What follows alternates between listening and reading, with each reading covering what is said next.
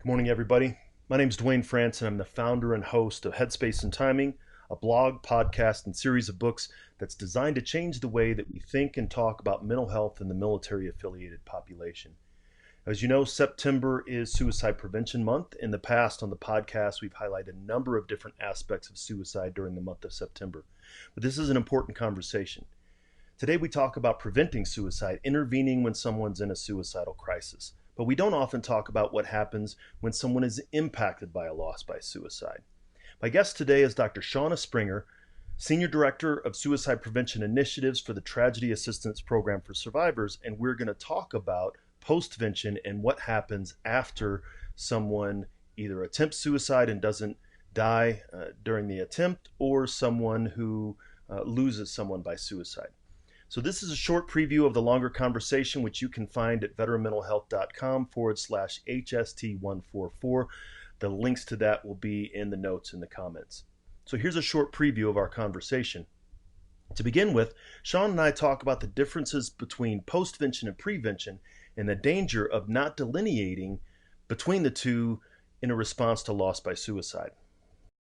The awareness of the differences between these concepts gets a bit blurred. So, for example, we respond to a number of incidences on bases, on military bases. We get calls to consult when there's been a suicide loss. And what we've noticed is a pattern of sometimes sending out suicide prevention trainers in response to a suicide loss. The problem with that is that people on that base are often already feeling a lot of survivor guilt and feeling things like, why did this happen? Why didn't I see it coming? What did I miss? And they're feeling a lot of this guilt already. And so sending in suicide prevention training, while it might seem intuitive, is actually not what they need and will tend to increase the feelings of survivor guilt when you bring in kind of the standard suicide prevention training that's all about recognize the signs, be vigilant, take action. In the wake of a suicide loss, this can actually inadvertently increase risk factors for those who have been impacted. So another point that Shauna made, which I hadn't considered, was our tendency to passively offer support after suicide loss, sometimes in an attempt to respect privacy and not be intrusive, but it might also be less than beneficial.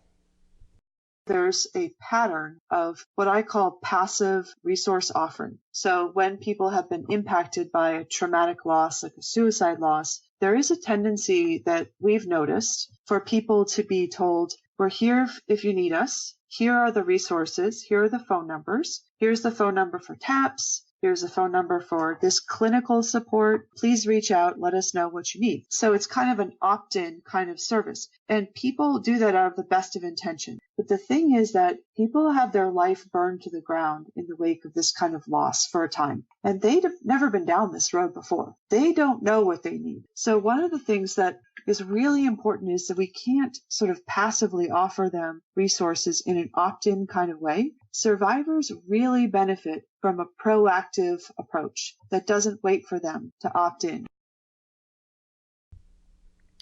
Now, as I mentioned, Shauna is the Senior Director for Suicide Prevention Initiatives at TAPS.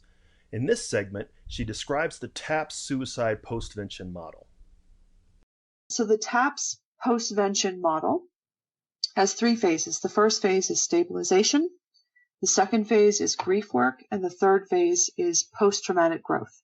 Now, grief work happens throughout the entire process, of course, but there's just more of an intentional focus on helping people approach and sit with grief and move through it during the second phase of the model. We want to help people become trained up and conversant in our model so that we're all operating according to the same roadmap for healing, because the model really helps us identify where people get stuck and how we can move them through a process of healing after a devastating loss.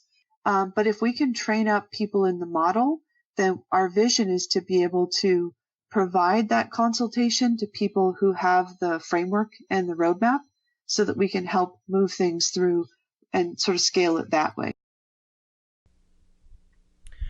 So one of the most critical aspects of suicide postvention is the important aspect of trust. Here, Shauna describes how important trust is to supporting those who experience suicide loss. It really does come down to building the trust with people to get the story behind the story. So if you have somebody who is, feeling a lot of shame in response to the suicide loss of a loved one, the first story that you often get is, let's take the example of a spouse whose partner died by suicide. And she says, he lost his battle to post-traumatic stress. When you build the trust with people, then you might get a different story. For example, maybe the real story behind the story is, and before he ended his life, we had a huge fight. And I told him that if he doesn't change his behavior or stop drinking, that I was going to leave him. And so then he ended his life, and I feel responsible.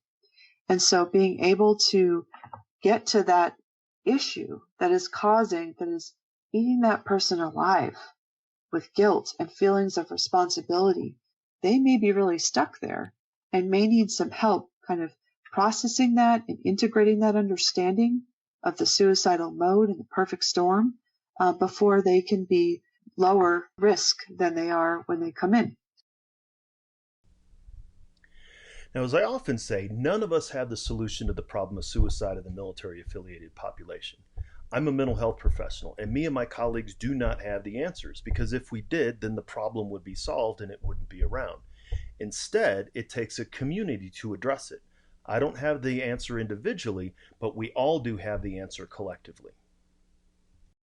What we do at TAPS is we offer best practice peer support and consultation and training around postvention, but we cannot do this alone. It's got to be, as you said, the public health approach with an all hands on deck orientation. So we develop working partnerships with organizations that complement our services, because it's critical to fill out the full continuum of care. We provide training and good information, but we have to partner with people who offer the pieces that we can't or are not able to provide to them, whether it's spiritual support, clinical support, resources that we may not offer for people that are suffering. Now, one of the things that we talk about is post-traumatic growth and how we can find increased strength after trauma and tragedy. It may be hard to think of that after losing somebody to suicide, but Shauna describes that as a critical component to the TAPS postvention model. It's not just about preventing further suicides. The work that we do is about helping people to heal and to thrive after loss, which is an important piece that I think gets lost. We think sometimes when you have a devastating loss, you're going to be just debilitated from here on out. That's not what we see. With the right support, people can really reset. Now, she and I talk a lot more in the longer conversation. Shauna talks about peer support and loss survivors becoming advocates for suicide prevention, some of the efforts that TAPS is making to educate the community, and some of her efforts to support the faith community in addressing these problems. You can tune into the longer conversation, which you can find at veteranmentalhealth.com/HST144. If you'd like to find out more information, I invite you to go to veteranmentalhealth.com/Amazon to pick up the 2 books. We have a third one coming out at the beginning of the year, but this way you can get more information about veteran mental health and how to support those in your community. I ask that you subscribe to the podcast. You can go to veteranmentalhealth.com/podcast. You can scroll down and you can see us on a bunch of different podcast players. You can pick your podcast player of choice, like iTunes that we have here. Hit subscribe, and you'll make sure that you get every episode as it's released. Thank you so much for joining me today. I look forward to talking to you again tomorrow. Thanks.